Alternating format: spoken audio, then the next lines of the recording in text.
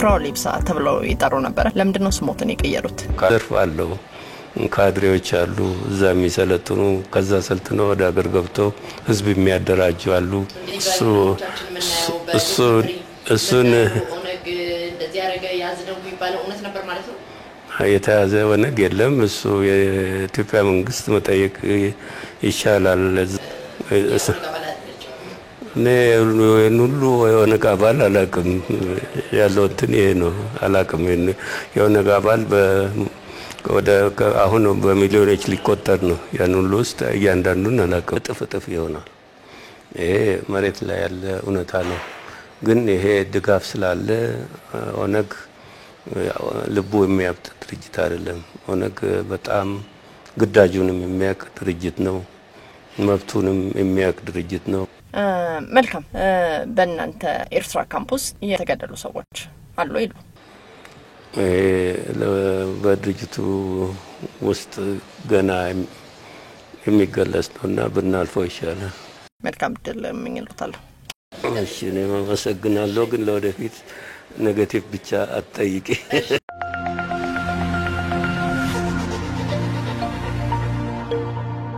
ህልሞና ኑሮ የሚገናኝበት በቪላ ቤት ዲዛይን የተሰሩ ውብና ማራኪ እይታ ያላቸው አፓርትመንቶቻችን ከ431 ሺህ ብር ቅድመ ክፍያ ጀምሮ ገዝተው መክፈል ባይችሉ እንኳን ትርፋማ ሆነው የሚሸጡበት አዲሱ ዲያስፖራ ብሎክ ለሽያጭ ተለቀቀ እንኳን ደስ አላችሁ በ8% ቅድመ ክፍያ እየኖሩበት የሚከፍሉት 60% የባንክ አማራጭ ተመቻችቷል ምን ይሄ ብቻ የቪአይፒ ቦታዎቻችን ኮምፓውንዱን ልዩና ተመራጭ ያደርጉታል ቀድሞ ለተመዘገቡ 20 ሰዎች እንዲሁም በጋራ ለሚገዙ ቤተሰቦች ተጨማሪ ዳጎስ ያለ ቅናሽ ተደርጓል በ090854 3454 ላይ በመደወል ቤቶን ይሸምቱ ዴምሲ ሪል ስቴት ይቀርበው ኦነግ ትጥቅ አይፈታም ብለው ነበር ኦነግ ትጥቅ ካልፈታ ለሰላማዊ ትግል ነው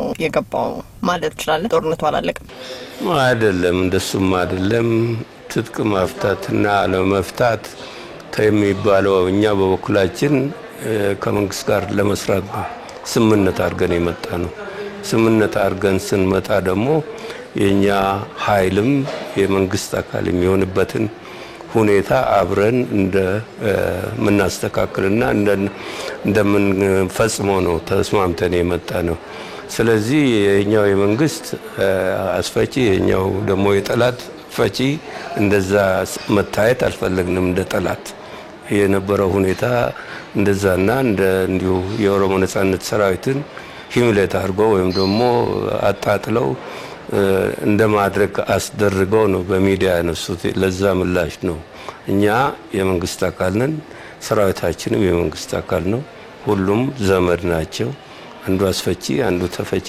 አንዱ ዘመድ አንዱ ጠላት ሊሆን አይችልም ለማለት ብቻ ነው ግን ተፎካካሪ ፓርቲ ሆነው ነው የገቡት ከመንግስት ጋር ስምምነቱ ይነግሩኝ በኤርትራ የነበረው ከኦሮሚያ ክልል ፕሬዝዳንት ጋርና ጉዳይ ሚኒስትሩ ጋር የነበረው የመንግስት ተወካዮች ናቸው የመጡት የኦሮሚያ ፕሬዝዳንትና የውጭ ጉዳይ ሚኒስትሩ እንደ መንግስት የኦሮሞ ነጻነት ግንባር ስምምነት አድርገናል የኦሮሞ ነጻነት ግንባር ተዋጊዎች አሉት እነዚህ ተዋጊዎች የመንግስት የጸጥታ ኃይል ውስጥ እንዴት አድርገው እንደሚዋሃዱ ወይም ደግሞ ኢንተግሬትድ እንዴት እንደሚሆኑ ይሄንን በስምምነታችን ውስጥ አድርገናል ሌሎች ደግሞ ጉዳዮች አሉ የሰብአዊ መብትን በሰብአዊ መብት ዙሪያ የተሰወሩብን ብዙ የሆኑ የአመራር አባላትም ያሉበት አሉ የነዚህ ጉዳይ ተነስቷል ኦነግ ደግሞ ሰራዊቱ በዚህ ኢንተግሬትድ መሆንና እኛ ደግሞ በሰላም መስራት የህግ የበላይነት ሁላችንም እንደሚገዛን እና የመሳሰሉትን ነው ያነሳነው እነዚህ ናቸው ስምምነቶች በዚህ ውስጥ እንግዲህ የኢንተግሬሽኑ ጉዳይ ሰራዊቱን ማቀፍና እንትን ማለት ነው እንጂ ትጥቅ ማስፈታት መምታት ተብሎ እንደ በጣም ሴንሲቲቭ የሆነ ጥያቄ አንስተው እንትን የሚያደርጉት ጥሩ እንዳልነበረ በለዚህ ነው ለሚዲያዎች ነው መልስ የተሰጠው እንጂ ያ ስምምነታችን ፈርሶ ምን ብሎ አይደለም በዝርዝር መንግስትም አላስቀመጠም። እርሶም ሰራዊትና አባሎቹን ይዘው ገቡ ወደ ሀገር። በሰላማዊ መንገድ ለመታገል ነው ወይንስ አሁንም በሚያወጣው መንገድ ግን ለመታገል ነው? ሰላማዊ ትግል የሚባል ነገር የለም። በሰላማዊ የፖለቲካ እንቅስቃሴ ውስጥ በሳተፍ ነው።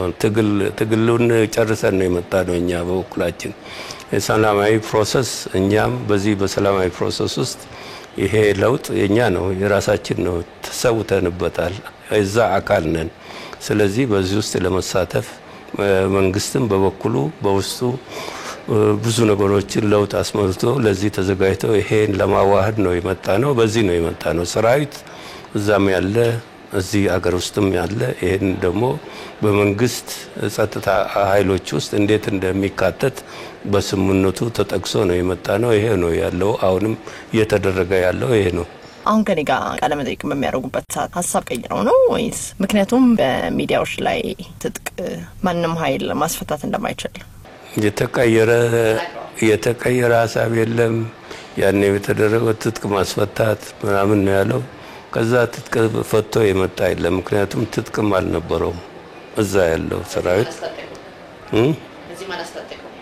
እዛ ከኤርትራ ነው የምልሽ ይባላል። ግን ትጥቅ አልነበረውም። ስልጠና ላይ የነበረ አካል ነው። ትጥቅም አልነበረውም። ግን ስልጣን የተሰለጠነ ኃይል ነው። ለመንግስት አስረክበን እዚህ ካምፕ ገብቶ ማሰልጠኛ ወስዶ በመንግስት የጸጥታ አካል ውስጥ እንዴት እንደሚካተት በዚህ ተስማምተን ነው የመጣው። ይሄ ካምፕ ነው ያለው እና የትጥቅ ማስፈታት መፍታት ለምን አመጣው? ይሄ ነው አሁንም ያለው ይሄ ነው፣ ያንንም ያለው ይሄ ነው። የትግሉ አካል ነው። ስልጠና መውሰድም የትግሉ አካል ነው። የሆነ አመራርም ይሄንን ማቀናኘት ነው። እዛ ብቻ ሳይሆን አገር ቤት ካለው ትግል ጋር የተቀናጀ ነው። ስልጠና ለመውሰድ ከሀገር ሸሽቶ በሰው ሀገር ላይ በበረሃ ላይ ለምን ይቀመጣል? ሰው ሀገር ማሰልጠን በኦሮሞ ነጻነት ግንባር ብቻ አልተጀመረም። ብዙ ሀገሮችና ብዙ የትግል የሊበሬሽን ሙቭመንቶች አድርገዋል። የነበረውም እና የተደረገውም ያ ነው። ስለዚህ ኦነግ በኤርትራ ያንን ሁሉ አመት ሲሰለጥን ነበር፣ ሲዋጋ ነበር። ውጊያው ኤርትራ አይደለም የሚደረገው አገር ቤት ነው። አገር ቤት ውጊያ ሲያደርግ ከርሟል። እዛ ደግሞ ትምህርትና እንትን ነው ሲያደርግ ስልጠና ነው ሲወስድ የነበረው። አገር ቤት ውስጥ ትግሉ ማዕት ዘርፍ አለው። ካድሬዎች አሉ እዛ የሚሰለጥኑ፣ ከዛ ሰልጥነው ወደ አገር ገብተው ህዝብ የሚያደራጁ አሉ። እሱን ኦነግ እንደዚህ ያረጋ ያዝደው የሚባለው እውነት ነበር ማለት ነው። የተያዘ ኦነግ የለም። እሱ የኢትዮጵያ መንግስት መጠየቅ ይቻላል። እዛ ሰልጥነው እዚህ ገብተው እንደዚህ ያደረጉኝ ብሎ ሲከስ የነበረውን ትግል ላይ እንደነበረ በየት ገባ? እሱ ማዕት መንገድ አለው። ማዕት መንገድ። ወደ ሰኔ 16 ልመልሶት ነው። ሰኔ 16 በአዲስ አበባ ሰልፍ ተደርጎ ነበር ለአዲሱ ጠቅላይ ሚኒስትር። በዛም ቦምብ እንደፈነዳ ይታወቃል። አቃቤ ሕግ ነገሩን ወደ ኦነግ እንደወሰደው ያውቃሉ። ገነት ወይም ቶሎሺ የምትባል በኬንያ ነዋሪነቷ የሆነች ሴት ያቀነባበረችው ነው በማለት አቃቤ ሕግ አጥቷል። ምን ይላሉ? ገነትንስ ወይም ቶሎሺ የምትባለው ሴት ያውቃታል ወይ? አቃቤ ሕግ ወደ ኦነግ አልወሰደም። መውሰዱንም እኛ እዚህ ነው ያለነው ከመጣን በኋላ በተለይ ማለት ነው። ስለዚህ እኛን የሚመለከት ቢሆን አቃቤ ሕግ እኛንም ይጠይቃል። የኦሮሞ ነጻነት ግንባር እጁ የለበትም። ከዛ አልፎ ሚዲያዎች ስለገሌ ይላሉ። ይሄ የሚዲያዎች የሚዲያ ነው እንጂ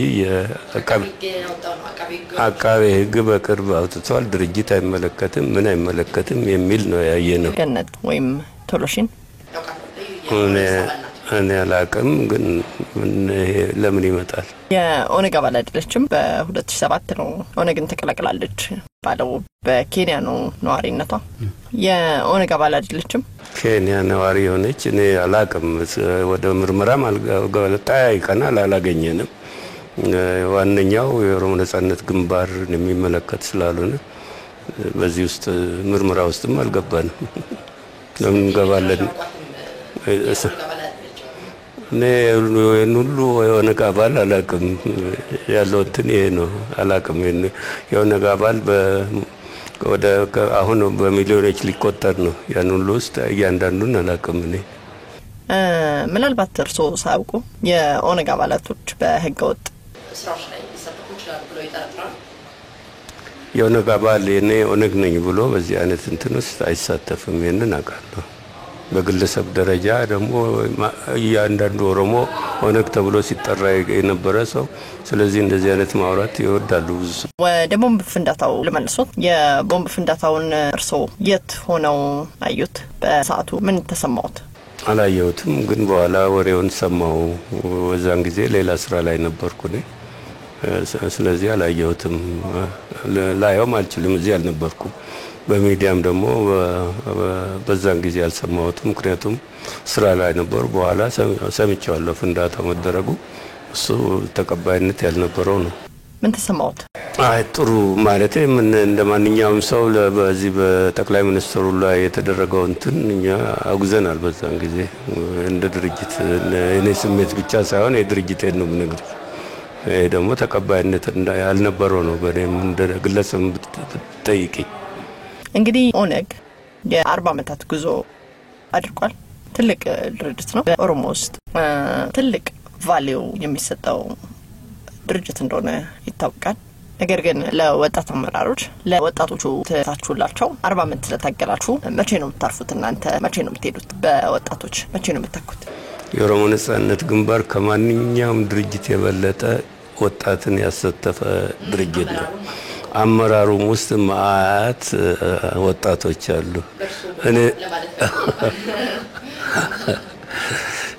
እኔም ቦታ የሚመርጠውም ወጣቱም ጨምሮ ሽማግሌውም ጨምሮ በድርጅቱ ባስቀመጠው ስነ ስርዓት ውስጥ በምርጫ ነው የመጣው። ስለዚህ ወጣቱም በዛ ውስጥ አለ። የሚፈልገውንና የሚያምንበትን ነው። ወጣት የሚሆን ሽማግሌ የሚሆን በመሃል ከለኛ እድሜ ያለም ቢሆን በምርጫ ነው የሚመጣው። ወደ ሀገር ኦነግ በተደረገለት ጥሪ በስምምነት እንደገባ በሚሊዮን የሚጠጋ ኦሮሞ ወደ አደባባይ ተሞ ነበር። በሚሊዮን የሚቆጠሩ ወጣቶች፣ የኦሮሞ እናቶች፣ ሴቶች፣ ህጻናት ነበሩ። እርሶም አይተዋል። ነገር ግን የኦሮሞ ልሂቃን እንደሚናገሩት ለኦነግ ያ አይነት አቀባበል የልብ ልብ ሰጥቶታል። አሁን ባለው ጥቅፍታ አልፈታም ሰጣ ገባ ውስጥ የገባው በዛ የነበረው ሰልፍ የልብ ልብ ስለሰጠው ነው ይባላልና ለዚህ መልሳለሁ ወይ? በእውነት ያ ሁሉ ህዝብ ኦነግን ይደግፋል ብለው ያምናሉ? የኦሮሞ ነጻነት ግንባር ደጋፊ ከዛ እጥፍ ይሆናል። ይሄ መሬት ላይ ያለ እውነታ ነው። ግን ይሄ ድጋፍ ስላለ ኦነግ ልቡ የሚያብጥ ድርጅት አይደለም። ኦነግ በጣም ግዳጁንም የሚያቅ ድርጅት ነው። መብቱንም የሚያቅ ድርጅት ነው። ስለዚህ በልብ ማበጥ ወይም ደግሞ ትዕቢትነት እብሪት የሚለው እኛ በበኩላችን በጣም እንጠነቀቃለን። ምክንያቱም ፍላጎታችንና ለእን ሁሉ አመት የተሰዋንበት ለራሳችን ብቻ ሳይሆን ለኢትዮጵያ ህዝብ በአጠቃላይ ፍትህ እንዲሰፍን ነው ምኞታችንና የተሰዋንበት። ስለዚህ በዚህ ተነስተን ልባችን አብጦ የምንወስደው እርምጃ የለም። ይሄ ይቅርና በሺዎች የሚቆጠሩ ሰራዊት ቢኖረንም የምናደርግ ድርጅት አይደለም። ከሌሎችንም በጣም እንሰከፍበታለን። ምክንያቱም የኢትዮጵያ ህዝብ በአጠቃላይ ከተማሪዎች እንቅስቃሴ ጀምሮ ብዙ መስዋዕትነት ተከፍለዋል። ይሄ መስዋዕትነት ክብር ሊኖረው ይገባል። በጣም በሰከነ መንፈስና አቋም ለውጡን የመጨረሻ የማድረግ ግዴታ ነው የሁሉም ብለን እናምናለን። እኛም ግዴታችን ነው ብለን እናምናለን። የወጣው ሰልፈኛ የኦሮሞ ህዝብ ማለት ነው ለአመታት የታፈነ የተረገጠ መብቱን በገዛጁ ያመጣውን የነጻነት አየር ለመተንፈስ ወደ አደባባይ ተመመ እንጂ ኦነግን ለመቀበልም አይደለም የሚለውን እንዴት ያውታል እርሱ? እንደዛ ከሆነ ያ ነው እንዳውም መልስ ማግኘት ያለበት። ያ አፈናውን ለመግለጽ ይሄ ህዝብ እዛ ድረስ ወጥቷል። ለኦነግ ድጋፍ አይደለም ተብሎ ከተተል የኦነግ ድጋፉ ይቅርና ለዛ አፈና ለዛ ጥያቄ ለይህንን ለማሳየት ወጥቶ ሆነ መልሱ መሰጠት ያለበት ያ ነው። ያ መልስ ከተሰጠ ለኦነግ የመጨረሻ እርካታ ከዚህ የበለጠ የለም። መልካም። በእናንተ ኤርትራ ካምፕስ የተገደሉ ሰዎች አሉ ይሉ በድርጅቱ ውስጥ ገና የሚገለጽ ነውና ብናልፈው ይሻላል። በድርጅቱ ውስጥ የሚገለጽ ስለሆነ ብናልፈው ይሻላል። በዛ በኤርትራ በነበራችሁበት ጊዜ በካምፕ ጊዜ የጉልበት ብዝበዛ በወታደሮች ላይ ይደረግ ነበር። ሰዎችም ለጉልበት ስራ ይከራዩ ነበር። ለዚህ መልሳሉት? አው ይባላል። እኛ እንደ ድርጅት ኤርትራ ውስጥ ይሁን በትግል ሜዳ በደርግ ጊዜም ይሁን አገር ቤት ውስጥ ያሉ የኛ ታጋዮችም ይሁኑ የድርጅቱ የተቋቋመውና የሚካሄደው ራስን በራስ በርዳት ሰልፍ ሪላያንስ የሚለው ፖሊሲ ላይ ስለሆነ ስራ እንሰራለን። አባሎቻችን ስራ ይሰራሉ። ይሄ የተሰራው ስራ ለትግልና ለራሳቸው አቅርቦት የሚሆን ነው እንጂ የሰው ጉልበት ለማከራየት ተብሎ ለብዝበዛ አይደለም። ለራሳችን ለድርጅታችን እንሰራለን። ይሄ በደርግ ጊዜም ስናደርገው የነበረ ነው። አገር ቤት ውስጥ ያሉትም የሚሰሩት ነው። የትም አካባቢ የሚሰራ ነው የተደረገው።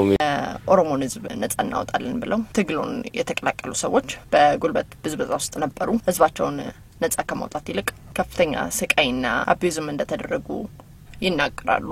በሳቱ በኤርትራ በደረሰባቸው እንደውም ወደ ሌላ ወገን ሄደው ግንቦት 7ን እስከ መቀላቀል ደርሰዋል። የኛ አባል ወደ ግንቦት 7 የተቀላቀለ ግንቦት 7 የማይሰራ የኛ የሚሰራ ይሄ ዝም ብሎ ተራ ወሬ ነው። መልስም የሚያስፈልገው አይመስለኝም። እኔ ብዙዛ የሚባል ነገር በኦሮሞ ነጻነት ግንባር አባል መሃል የለም። አንዱ በዝባዥ አንዱ ተበዝባዥ የሚባል የለም። እኩል ራሽን እኩል አቅርቦት ነው ያለው እያንዳንዱ አባል ከኔ ጀምሮ እስከ ታች። ስለዚህ የብዝበዛ ጉዳይ ሊነሳ አይችልም። ማዋረድ አቢዩዝ ማድረግ በእኛ አባሉ መሃል በጣም የተከለከለ ነው፣ ክልክል ነው፣ በህግም ክልክል ነው። ወሬዎች ደግሞ እና ፕሮፓጋንዳዎች ቀድም እንዳልኩሽ አሉ። የኦሮሞ ነጻነት ግንባርን ስም ጥላሸን ለመቀልባል ምክንያት ነው የሚፈልገው በየእንትኑ ይሄ አለ። በካምፕስ በአንደርግራውንድ የማሰቃያ ቤት ነበራችሁ። በእስርም የተሰቃዩ አባሎች ነበሩ ተብለዋል። ለዚህ የሚመልሱት መልሳለ? ተራ ውሸት ተራ ውሸት የተ አቅርቢ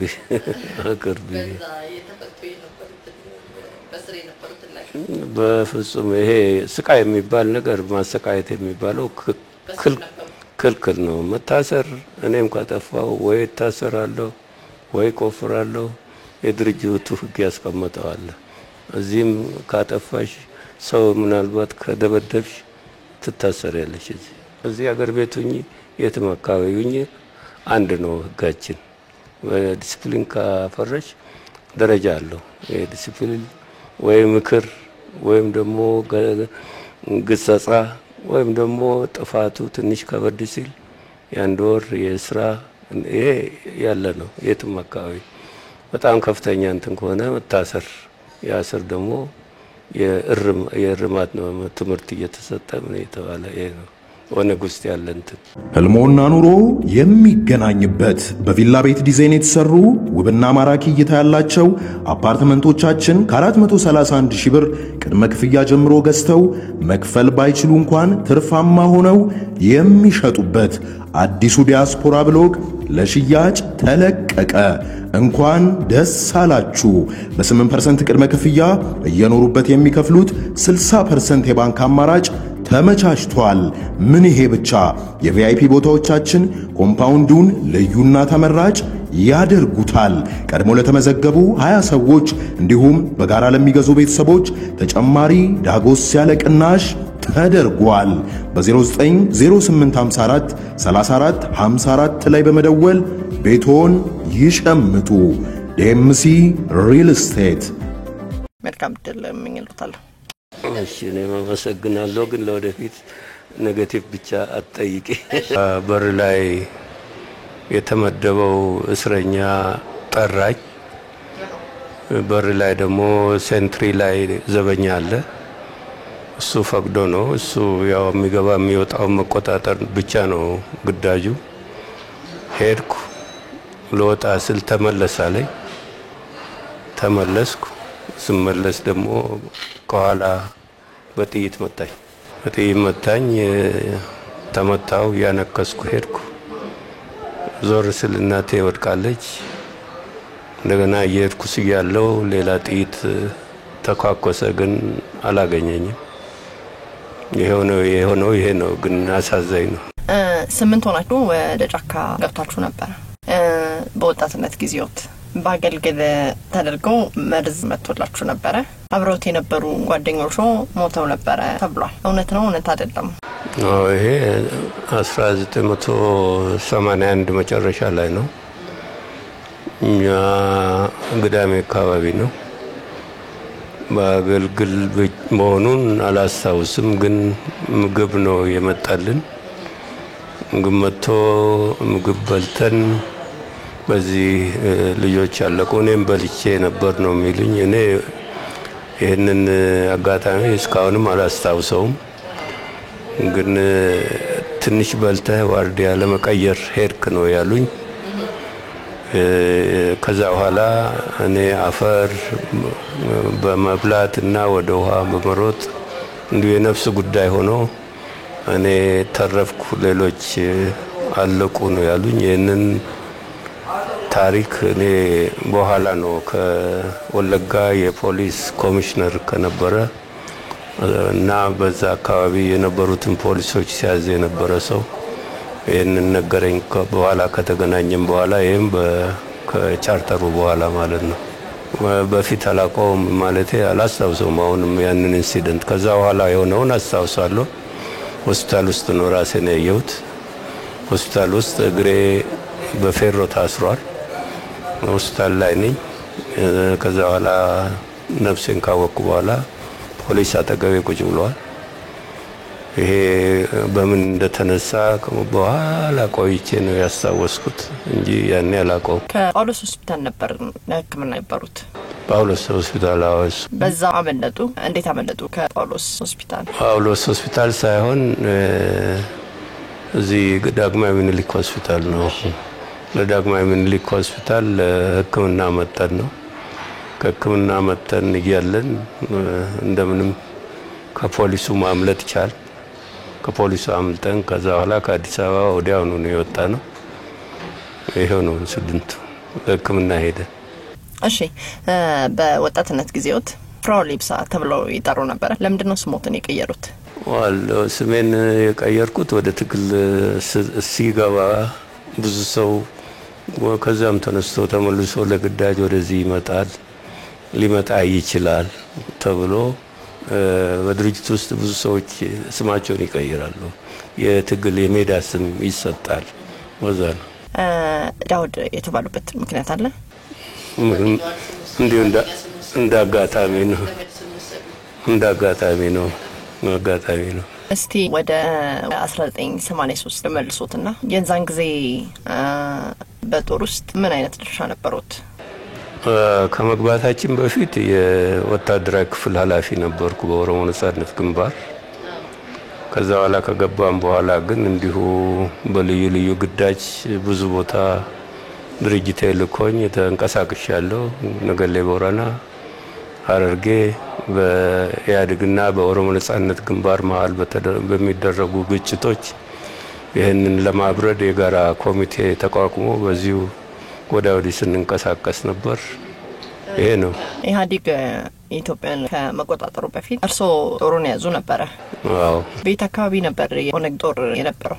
የኦሮሞ ነጻነት ግንባር ጦር በሁለት ግንባር ነው የነበረው። አንደኛው በምዕራብ ግንባር፣ ይሄ ማለት ወለጋ ያጠቃልላል፣ ሊባቦር ይሄን ያጠቃልላል።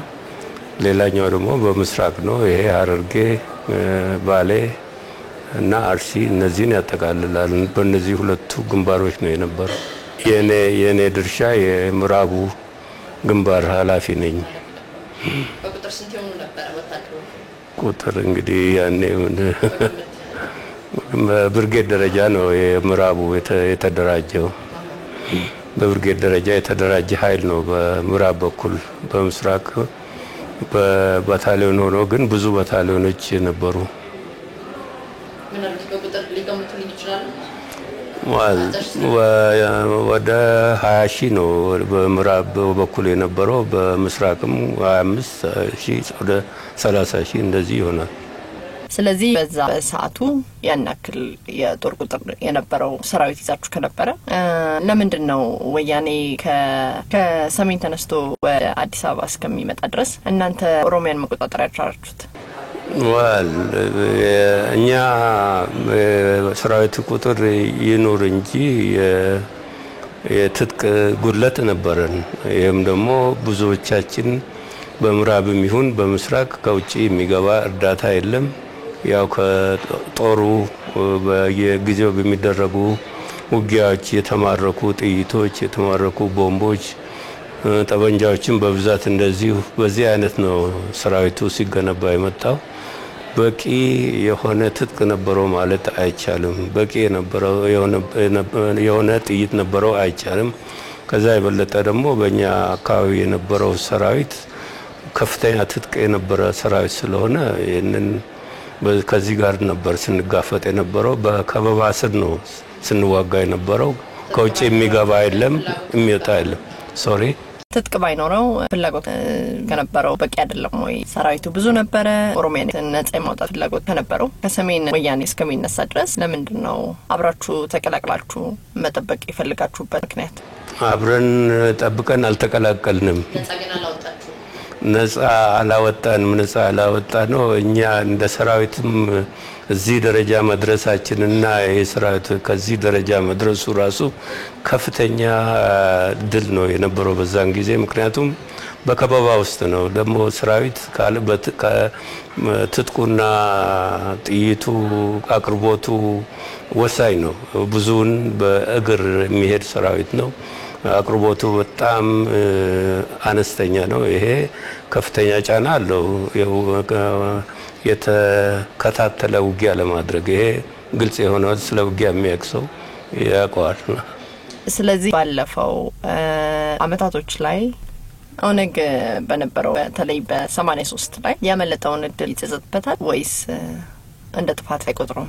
ኦነግ እንደ ጥፋት አይቆጥርም። ለምንድን ነው እንደ ጥፋት የማይቆጥረው? ኦነግ ከትጥቅ ትግሉ የበለጠ በፖለቲካ ተቀባይነቱ በኦሮሞ ሕዝብ መካከል የፖለቲካ ስራ በሰራው በጣም ከፍተኛ ተቀባይነት ያገኘና በ1983 መጨረሻ ወይም ደግሞ እንደ ፈረንጅ ልንገርሽና ወደ 92 የነበረው የመጀመሪያው ስናፕ ኤሌክሽን በኦሮሚያ ውስጥና ከፍተኛ የስናፕ ኤሌክሽኑ ድል አግኝቷል። ወደ 94% በዛ ጊዜ በተደረገው ግምት ማለት ነው። አዲስ አበባ ውስጥ ከፍተኛ መቀመጫ አግኝቷል። የፖለቲካውን እንትን ያሸነፈ ነው።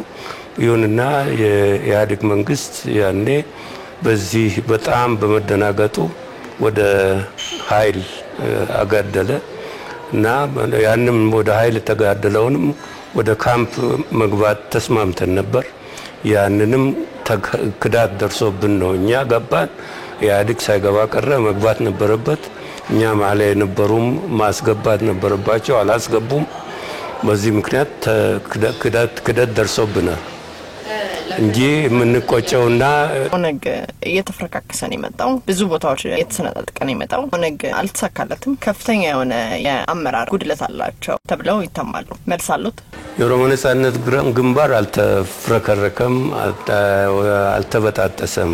የኦሮሞ ነጻነት ግንባር እንደ ድርጅት በጣም አስቸጋሪ የሆኑ ሁኔታዎች፣ የአካባቢ ሁኔታ፣ የኢትዮጵያ ሁኔታ፣ የዓለም አጠቃላይ ሁኔታ አመቺ ባልሆነበት ውስጥ እና ከቻርተሩ ስንወጣ በጣም ከፍተኛ ጉዳት ደርሶበት ብዙ አመራሮች እንበልና ወደ 90% ያለ አመራር የተሰዋበት ይሄንን ነው መልሶ አደራጅቶ እዚህ ዛሬ ደረስንበት ያደረሰ ድርጅት ነው። ይሁንና በዚህ በጣም ከፍተኛ በጣም ረጅም በሆነ አመት ውስጥ ችግር አለ። ችግር በድርጅቱም ውስጥ ኖሮ ወደዛ ያፈነገጡ ወይም ደግሞ አንጃ የሆኑ አሉ። ድርጅቱ ግን እንዳለ ራሱን ጠብቆ ድርጅቱ አመራሩን ጠብቆ ትግሉን በቀጣይነት ሲያካሂድ የነበረ ድርጅት ነውና ምንም በዚህ ላይ ምንም የምንሰከፈው ነገር የለም። ምሁራን በማጣት በየጊዜው ላይ እርሶ አልተፈረካከሰም ይሉኛል፣ ወይም ደግሞ ሰዎች በራሳቸው ምክንያት ነው የወጡት ይሉኛል። ነገር ግን እርሳቸው የአመራር ችግር አለባቸው፣ በበቂ ሁኔታና ብቃት ኦነግን እየመሩ አይደለም ተብለው ነው የሚታሙት። ምሁራንንም በየጊዜው እያጣችሁ ነው፣ መስራቾችንም ጨምሮ። እርሶ የአመራር ችግር አለብኝ ብለው አምኑ? የአመራር ችግር አለ የለም ብሎ ይሄን መመስከር የሚችለው አብሮ ሲታገል ያለ ነገር ነው። ምሁራኖች በድርጅቱ ውስጥ ያሉ ምሁራኖች አመራሮች በቻርተሩ ጊዜ በተፈጠረ ችግር ነው ወደ ውጭ የወጡት እንጂ ከፍተኛው በመፍረከረኩ ብቻ አይደለም። በዚህ ላይ የወጣ ምሁር በጣም ትንሽ ነው። የተጨመረው ለድርጅቱ በተጨማሪ የተቀላቀሉ በስፋት ይበልጣሉ። ይሄ ያለፍንበት መንገድ በማስረጃ ቀርባለሁ። በኤርትራም እንዲሁ የእናንተ አባላቶች እንደዚሁ እየተሰነጣጠቁ 2 እና 3 ቦታ የተከፈሉበት ሁኔታ ነበረ። ኦነግ በኤርትራ ምን ገጠመው? አሁንም ከርሶ አመራር ጋር ነው የሚነሳው? በኦሮሞ ነጻነት ግንባር ብቻ ሳይሆን የድርጅቶች መከፋፈላች አንቺ እኛ ደግሞ አንጃዎች ከድርጅቱ ወጡ ነው የምንለው። አንጃዎች የመፈጠር ጉዳይ በትግል አመት ውስጥ በኦሮሞ ነጻነት ትግል ብቻ ሳይሆን በኤርትራ፣ በፓለስቲን፣ በሳውት ሱዳን፣ በሶማሊያ በሁሉ አካባቢዎች የተፈጠረ ችግር ነው። በእኛ ውስጥ የተፈጠረው ልዩ ሊሆን አይችልም። ምክንያቱም ትግል ማለት ችግር ነው። በችግር ውስጥ ነው የነበርነው። ችግሩ ራሱ አንዳንዶቹ ችግሩን ባለመቋቋም እንደዚሁም ደግሞ ሰበብ አውጥተው አመራር ነው ወይም ደግሞ ጥሩ አቅርቦት የለም ወይም ደግሞ ሌላ መንገድ ነው የምንከተለው የትግሉን ትተን ሰላማዊ መንገድ እነዚህ የሚፈጠሩ ኖርማል የሆኑ ችግሮች ናቸው እንጂ የአመራር ጉለት የምናምን የሚለው ሰበብ የወጡ ሰዎች የሚያቀርቡት ሰበብ ነው። ምክንያቱም በትግሉ የቀሩ በ10 ሺዎች የሚቆጠሩ ለምስክርነት ትግሉን ቀጥሎ ለዚህ ማድረሳቸው ዋነኛው መስካሪ ነው። በዚህ ላይ ማንንም አንወቅስም። እኛ የሚወቅሱ ሰዎች ደግሞ እንደዛ ይላሉ። በዚህ በ40 አመት ውስጥ ትግሉን እዚህ በማድረስ ስላሉኝ ነው። በዚህ በ40 አመት ጉዞ ውስጥ ኦነግ የት ነው የደረሰው? ምንድነው የተሳካለት? የኦሮሞ ነጻነት ግንባር የተነሳው በጣም አስቸጋሪ በሆነ የኦሮሞን ስምን ማንሳት የማይቻልበት የኦሮምኛ ቋንቋ ምንም በገጽታ ላይ ያልነበረበት ኦሮሚያ የሚባል ነገር ያለበት የኦሮሞ ሕዝብን በጣም ከፍተኛ የዚህን የኦሮሞ ስም በማንሳት ብቻ የሚገደሉና የሚታሰሩ በጣም ብዙዎች ናቸው። ለዚህ ደግሞ በመጫቱ ለማ ውስጥ የነበሩ በጣም ብዙ ሰዎች የደረሰባቸው ጉዳት ራሱ ምስክር ነው። በዚህ ውስጥ ነው የኦሮሞ ነጻነት ግንባር የጀመረው ከዜሮ ካለማንም እርዳታ ከዚህ ተነስቶ የኦሮሞን ህዝብ በአጠቃላይ ፖለቲካና የአደረጃጀት ስራ ሰርቶ ለዚህ ማድረሱ ኦነግ በጣም በከፍተኛ ደረጃ የተሳካለት ድርጅት ነው። በቤንሻንጉል በቅርብ ጊዜ ውስጥ አመራሮችን የኦነግ ታጣቂዎች ገድለዋል እንደሚያስታውሱት። ስለዚህ ይህን ተከትሎ ከ90 ሺህ በላይ ኦሮሞዎች ተፈናቅለዋል ከአካባቢው ላይ። ኦነግ ለኦሮሞ ህዝብ ጤና አልሰጠውም፣ ምንም አላሳረፈውም ይላሉ ሰዎች። ምን መልሳሉ ለዚህ? ይባላል በኦነግ ላይ ያለ ስሞታና በጣም አፍራሽ ፕሮፓጋንዳ አመታት የቆጠረ ነው። ይሄም የዛ አካል ነው እንጂ ሰዎች ተገደሉ ተባለ። እነዚህ እኛ በዚህ መተን ከመንግስት ጋር እየሰራን ነው። አሁን በዚህ አይነት ሁኔታ የኛ አባሎች ገለው ከሆነ ለኛ በስነ ስርዓት ተነግሮን ከዛ በኋላ ደግሞ ማጣራት ነው መደረግ ያለበት። እንዲሁ ተነስቶ ይሄ ስለሆነ ብቻ ጦርነት በቤንሻንጉል አንስቶ ህዝብ አፈናቀለ እኛ ተቀባይነት የለውም። የዚህ አይነት ስርዓትና ህግ ባለበት ሀገር ከዚህ በፊትም እንደዚሁ በበደኖ እንደዚህ ሆነ ምናምን ብለው መንግስት ውስጥ አብረን እያለን ይጣራ በገለልተኛ አካል ብለን ስንጠይቅ ከዚህ ሸሽተው ፕሮፓጋንዳውን መቀጠል ነው የመረጡት። አሁንም ከዚህ ጋር ተመሳሳይ ብለን ነው የምንወስደውኛ። መንግስት ባደርገውም እንደዚህ የሚሉ ሰዎች እንዲሁ የኦሮሞ ነጻነት ግንባርን ስም አንስተው በክፋት ማንሳትና ለፕሮፓጋንዳ መጠቀሚያ ካልሆነ በስተቀር ያ ጦርነት ማንሻ ምክንያት ሊሆን አይችልም። በዛ አካባቢ ያለ ችግር አመታት የቆጠረ ነው እና ለዚህ እነዚህ ሰዎች መገደል ምክንያት ሆነ ለሚፈልጉ ሰዎች እንደዛ ሊሆን ይችላል፣ ግን ለዛ አካባቢ ችግር ምክንያት አይደለም። ኦነግ ሁል ጊዜ ፕሮፓጋንዳ ነው፣ እኔ ላይ የሚነዛብኝ ነገር ነው እያለ እስከ መቼ ድረስ ይዘልቃል? ከበደኖ ታሪክ ጀምሮ እስከ ዛሬ ድረስ አንድም ጥፋት አላጠፋውም አጥፍቻለሁ ብሎ አያምንም። እንዴት ይዘለቃል በዚህ ሁኔታ? ከዚህ መንግስት ጋር አርጋለሁ አላረኩም በሚለው ከፍተኛ ተካራ ውስጥ እየገባ ይመስላል። ኢትዮጵያ ውስጥ ስርዓት ሰፍኖ አንድ ችግር ሲፈጠር ወይም ጥፋት ሲነሳ በኦሮሞ ነጻነት ግንባርም ላይ ይሁን በሌሎችም ላይ ይሁን ይህ ስነ ስርዓትን ተከትሎ ማጣራት ተደርጎለት ጥፋተኛውና ጥፋተኛ ያልሆነ እስካልተወሰነ ድረስ እስከ መቼውም ድረስ በማንኛውም ላይ ይሁን ፕሮፓጋንዳ ሆኖ ይቀራል እንጂ ጥፋት ተብሎ ሊወሰን አይችልም። የትም አካባቢ የትም ሀገር የለም። ይሁንና በኦሮሞ ነጻነት ግንባር ላይ ያለው ፕሮፓጋንዳ ክብደትና መጠኑ በጣም ከፍተኛ ነው። ይሄ ማንም ሊክደው አይችልም። እናንተ ምንም ነገር ባላረጋችሁበት የስም ማጥፋት እየተደረገባችሁ ነው? ተደረገ ቢባል እኮ ተጣርቶ እንትን ሲሆን የሚደረገውኛ ጥፋት አድርገን ከሆነ የምንሸሸው ነገር የለም። የምናጠፋቸው ነገሮች ሊኖሩ ይችላሉ። ይሄ የ45 በላይ የፈጀ ትግል ነው። በዚህ ውስጥ ግለሰቦች ጥፋት አያደርጉም አይባልም፣ ወይም ደግሞ አመራር አካሉም ውስጥ አንድ ሰው ጥፋት አያደርግም አይባልም። ግን እኛ የምንለው የኦሮሞ ነጻነት ግንባር እንደ ኦሮሞ ነጻነት ግንባርነት በፖሊሲ ደረጃና ሲስተማቲክ በሆነ ነገር የሚያደርገው ጥፋት የለም። በተለይ የሰዎችን ግድያ በሚመለከት ነፍስ ማጥፋት በሚመለከት በትግል ውስጥ የተደረገ ነገር ካልሆነ በቃ ሲስተማቲክ የሆነ በፖሊሲ ተወስዶ ልክ በፕሮፓጋንዳው እንደሚነዛው የሚደረግ እና አለመኖሩን በእኛ በኩላችን በአፋችን ሞልተን መናገር እንችላለን። ስለዚህ መንግስት የስም ማጥፋት እያደረገባችሁ ፕሮፓጋንዳ እያደረገባችሁ ነው። ይሄ የታወቀ ነገር ነው በዓለም ደረጃ። እኛን እነን ማረጋገጥ እንችላለን የሚያጣራ ከሆነ ካለ። ለምሳሌ ያህል የኦሮሞ ነጻነት ግንባርን ያለፈው መንግስት ሲከሳቸው የነበረው ቦምቦች በማፈንዳት በምናምን ብዙ ጊዜ ተደጋግሞ ይሄንን ዊኪሊክስ ዋነኛውን አድራጊው የመንግስቱ የደህንነት ክፍል መሆኑን በተረጋገጠ መረጃ ያንን ደግሞ ወደ ኦሮሞ ነጻነት ግንባር እሺ በቃ እሺ ተመልካቾቼ ፕሮግራሜን በዚህ ጨርሻለሁ።